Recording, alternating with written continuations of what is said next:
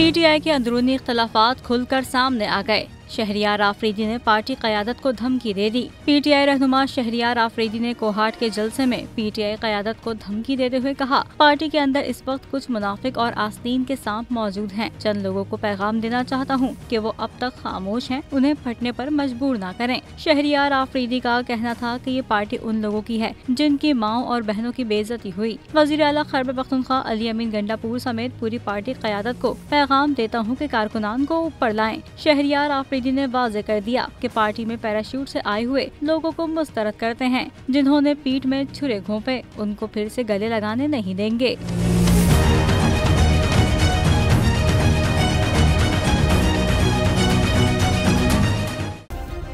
Subscribe करें और bell दबाएं ताकि कोई खबर रह न जाए।